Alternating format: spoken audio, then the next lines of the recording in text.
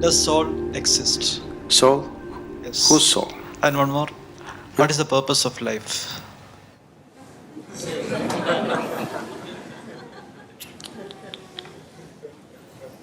You're just asking very big questions without understanding the significance of the question. See, when you ask, does soul exist, you're not talking about an academic subject. You're asking, what is the nature of who I am? Or you're saying, I don't know a damn thing about myself, please tell me. Yes? Isn't it? You're asking this very easily because you have not been touched by the pain of ignorance, the pain of not knowing who you are. It has not torn you apart. If it really touches you that you're just living here, doing all kinds of nonsense without knowing the ABC of who you are, it should be very painful, isn't it?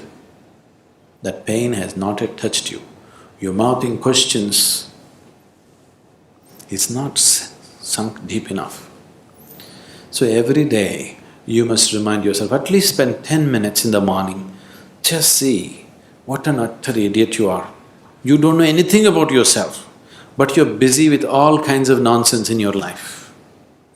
Every day, just 10 minutes, remind yourself as intensely as possible your ignorance of yourself. Then slowly the pain will sink. When it becomes so painful that you can't bear it, knowing will not be far away, it's one moment. If I say, yes, you have a soul, but can you walk better?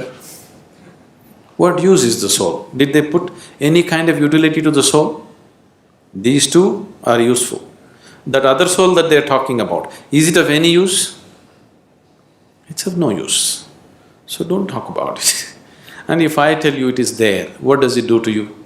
If I tell you, no, it doesn't exist, what does it do to you? Nothing, isn't it? Only thing is, the next dinner party that you go, you can entertain people around you talking about the soul. But as far as your existence is concerned, nothing changes, isn't it so? Yes? Nothing at all will change, isn't it? So if you're asking the question, fundamentally you're asking the question, what am I? Who am I? When you are here, are you alive? You're alive. When you're here alive, what is the way to know who you are? Is it not really ridiculous and insane that you must ask me, please tell me who am I? This is like two psychiatrists were walking on the Kovalam beach one day. One of them looked at the other up and down and said, "You seem okay, how am I?"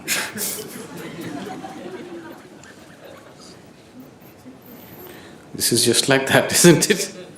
You're sitting here, you're alive, you're existing, and you're asking me, who am I, what am I? Is it not ridiculous?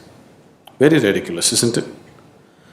Only thing is, the majority is with you. That's the only comfort which has not allowed you to know the pain of ignorance. You have a huge majority of people around you who are all saying, yes, this is the way to be. Yes?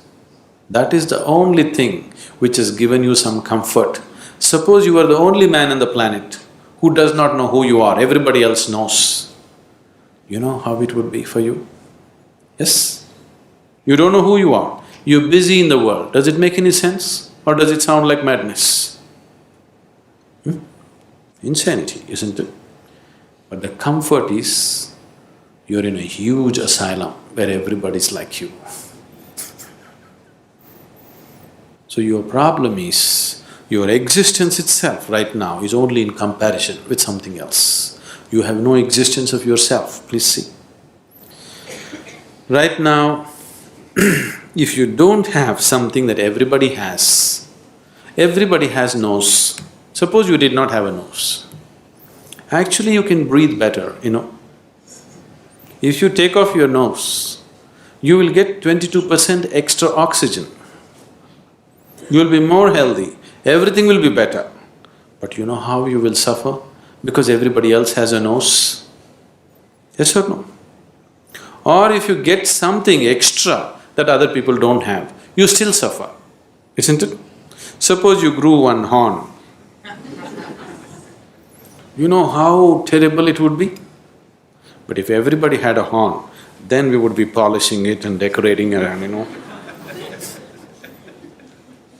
Your very existence is in comparison.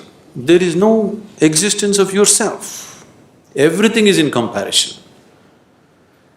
So, with that comfort, you're passing off without knowing the pain of not knowing.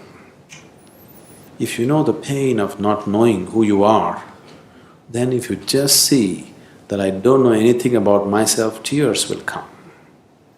If it starts tearing you apart, knowing is not far away. It's very simple.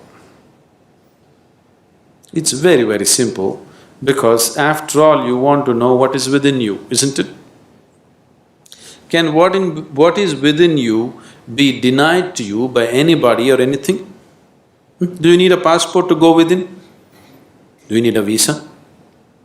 To turn inward and know what's within, do you need somebody's permission? Or can somebody stop you? Can any authority in the world stop you?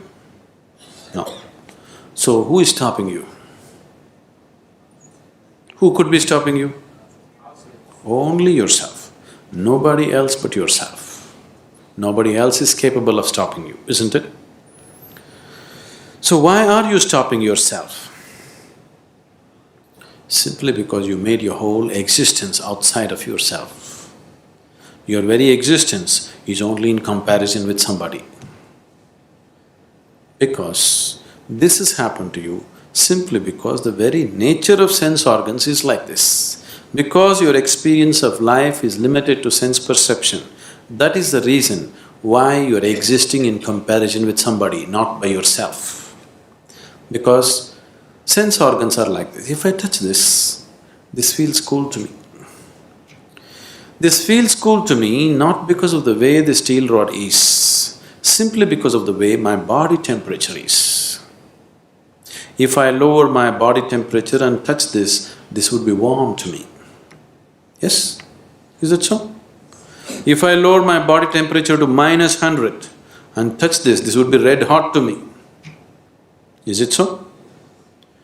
So your very basic experience of life, because it is limited to sense perception, everything is in comparison. So your very existence has become in comparison. If this has to change, philosophies and teachings are not going to change this fundamental reality.